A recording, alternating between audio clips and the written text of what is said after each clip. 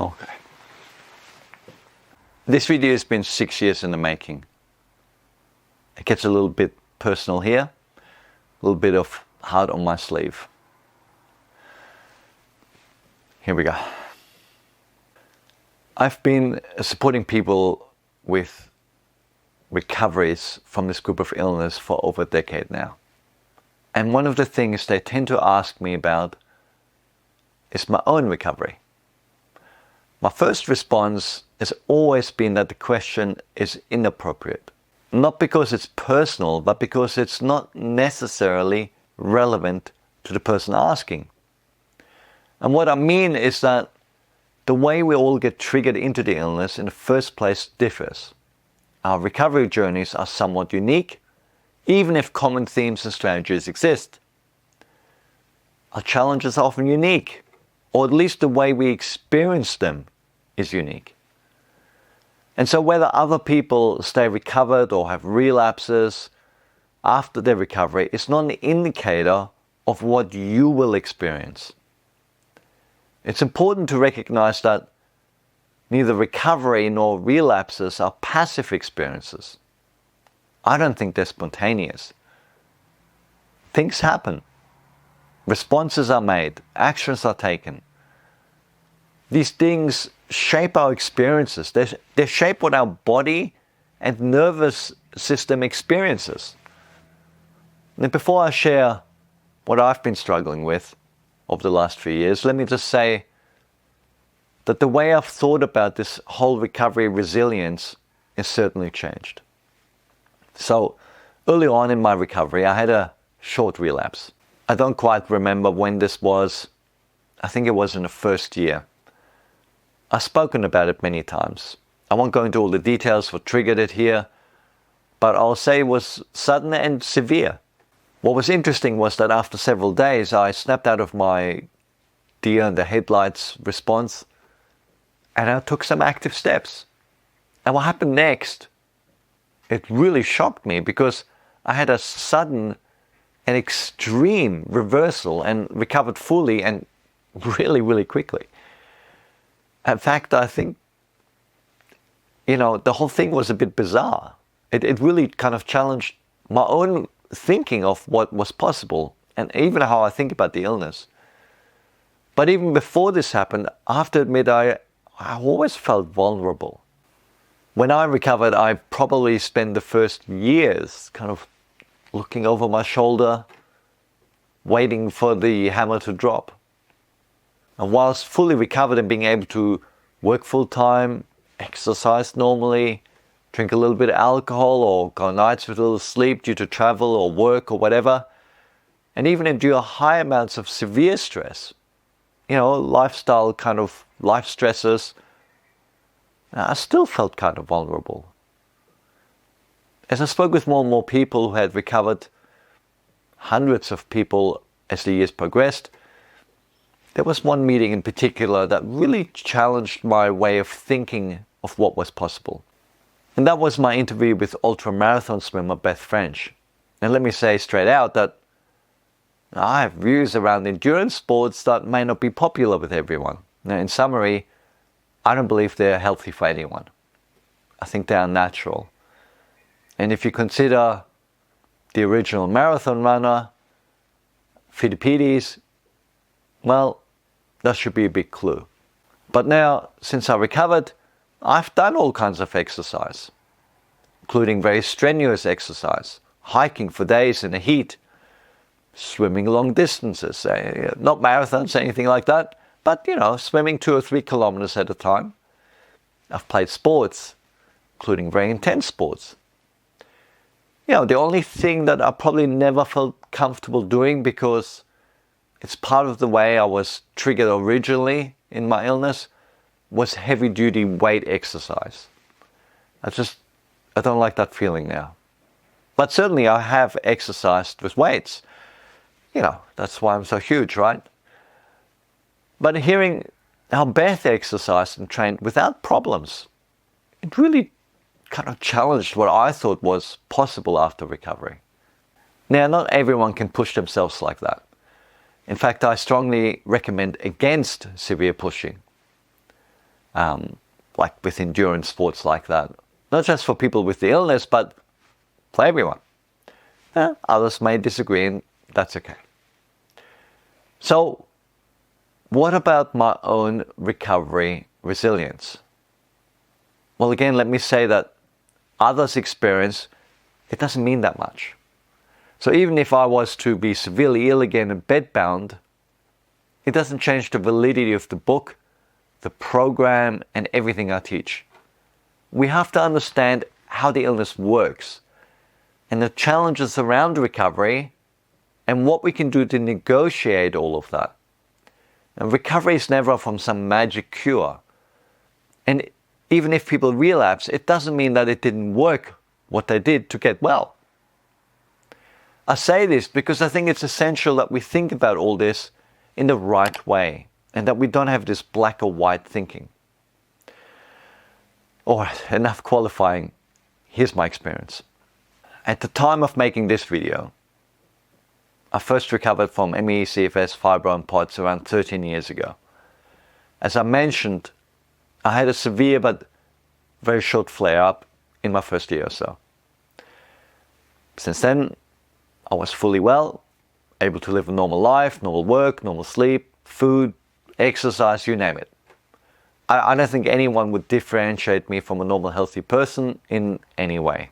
What was interesting is that I would say that I've had a stronger than normal resilience against getting infections.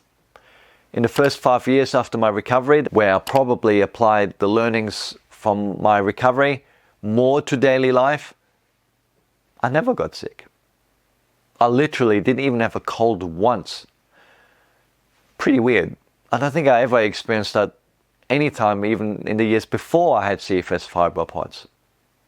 But since I've recovered, I've had 3 infections of note.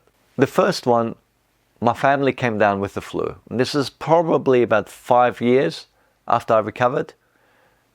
And it was really severe. I mean, for a family that was all healthy and resilient, it was surprising to see us all in bed for the best part of a week. But it was interesting to note that the flu infection actually seemed to hit me the hardest. I had pretty severe pain and inflammation. In my assessment, worse than the rest of the family. The second was COVID. Now, our experience for us was that it wasn't as severe as the flu. That was pretty unpleasant, especially in the first 4 days. Again, I would say that the pain and inflammation that I experienced was worse than the others. The third was a second COVID infection, which was much milder. The aftermath of the COVID infections, I was fine. Although the first time with COVID I had a lot of breathlessness, and it took about 6 to 8 weeks for me to be able to exercise again. And it took about 2 or 3 weeks the second time around. Now, to talk about my more recent health challenges. About 6 years ago, I had an emergency appendectomy. In hindsight, the surgeon suggested I actually had appendicitis 2 years earlier, which was misdiagnosed, and even though I had been hospitalized at that time. So when it flared up again, it was very severe. I was in a pretty bad state internally. I had gangrene and I had severe inflammation in my abdomen, way beyond the actual appendix. However, I was lucky to survive this. 6 weeks later, my checkup with the surgeon, I was back to 100% health.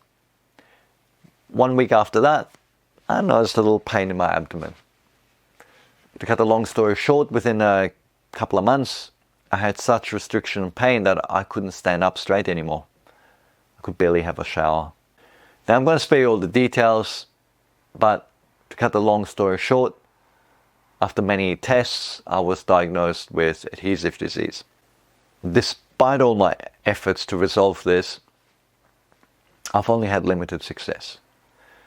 The only recognized treatment is surgery, but of course that causes the problem. So there's a significant likelihood that it would come back, possibly worse, which could lead to bowel restrictions. So we're talking about life-threatening issues. And these problems have led to musculoskeletal issues. On top of that, I had a series of severe health issues that occurred leading up to the onset of the pandemic. And these were very severe and included a failed vein in my upper leg, a collapsed lung from a botched treatment, and a severe adverse medical event from extreme pain due to a popped rib, which happens with these kind of problems. And none of these issues were connected to CFS, POTS or fibro in any way. Despite ending up in ER and being urged to go several other times, I'm still here. I can't detail all of my experience because it's too lengthy and frankly a little bit dramatic, bordering on the ridiculous. I have to give you some ideas. When all 3 separate health events that I mentioned here coincided and the ambulance was called, I actually broke up in hysterical laughter because the whole situation seemed so ludicrous. I mean, how could all of this happen at once?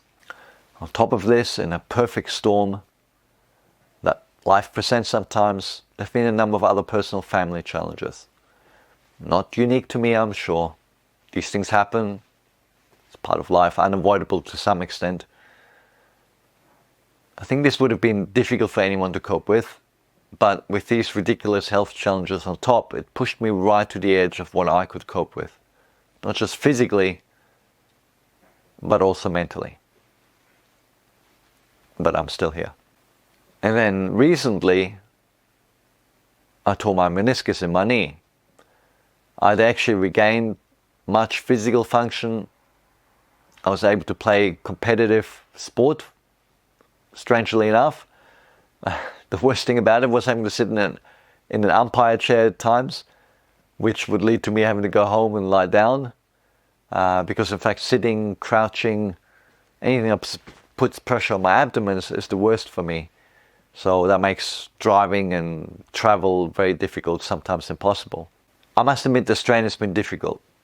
I've been pushed mentally beyond my ability to cope many times. Often when my muscles are spasming at night, robbing me of sleep in my abdomen and my oblique muscles, I often only get 2 or 3 hours of sleep a night, sometimes for weeks. It's not like the CFS fibro sleeplessness, because if I could lie down and not feel like my muscles were being pulled off the edge of my rib cage, I'd be asleep in 2 minutes. But my ability to work has been impacted, which is why in the last 5 years my efforts have been prioritized to support people in the program with their recovery, with less time spent on podcasts and other advocacy efforts. I have many interviews not published, many podcasts not published. Frankly, some of the joint efforts I've done with people, I felt terrible for not publishing, but the heavy topics that have been a bit too close to home for me to address. What I can say is that despite all of this crazy stuff in the last 5 years, I have not relapsed with CFS fibro or POTS. And to be frank, I found this shocking at times. I'm not saying that I'm infallible or that I can't relapse. I'm just saying that I've been fortunate enough not to have that additional strain and what has already felt like untenable circumstances at times. So why am I sharing this? I'm hoping that you're going to get several things out of this video. Number one, recoveries can be very resilient despite extreme stressors.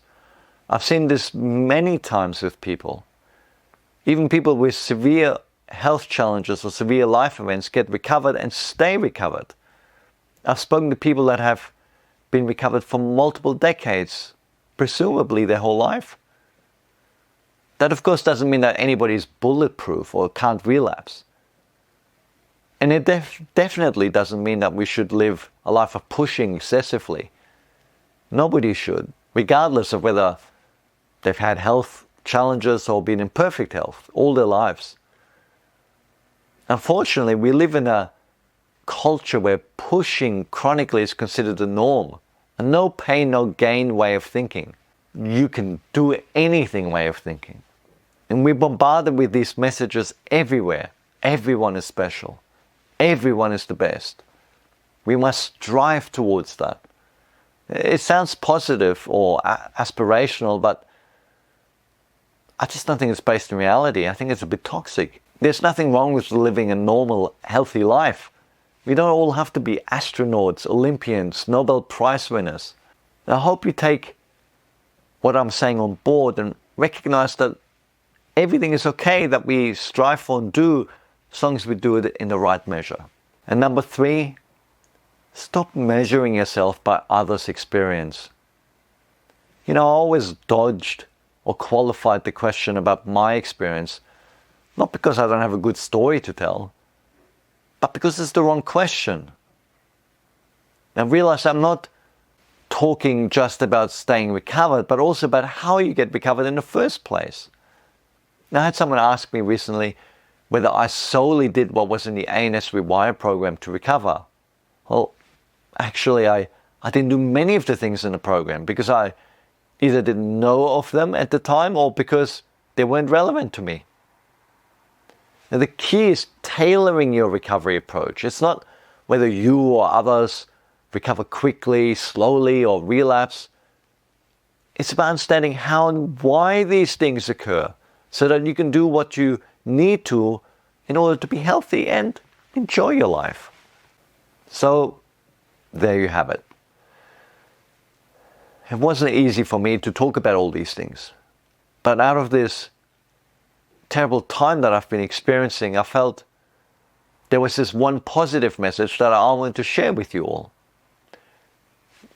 And that is that recoveries can be resilient. And whether you're facing ME/CFS, post-viral fatigue syndrome, fibromyalgia, POTS, or any other chronic condition, remember, your journey is unique. And so is your path to resilience.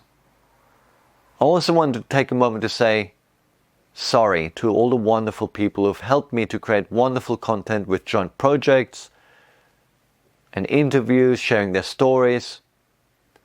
I feel I've let you down by not publishing these in recent years. But with the limited resources I've had, my focus has simply been on helping people that needed it directly. I hope you can forgive me for that, and my hope is that I will find the capacity to share these wonderful stories and resources and create more content for the channel.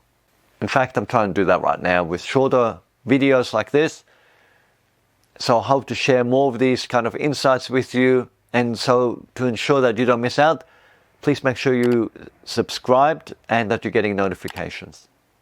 I'd really appreciate a like on the videos. That helps others discover these videos also. If you haven't been following the channel long, check out some of the existing videos and podcasts and the wonderful recovery stories. There's heaps of content to help you accelerate your recovery progress. Also, you can download my free ebook, Discover Hope, using the link in the description. I hope you found this video helpful. I would certainly appreciate a comment below to hear your thoughts. Thank you for spending your time with me today. Remember, life has its ups and downs. We never know what's around the corner, good or bad. So, make the most of every day that you have. And one way or another, we're all in this life together. Let's do our best to help each other. And I hope this video helped you in some way to make your day a little bit better and to help fuel your recovery motivation.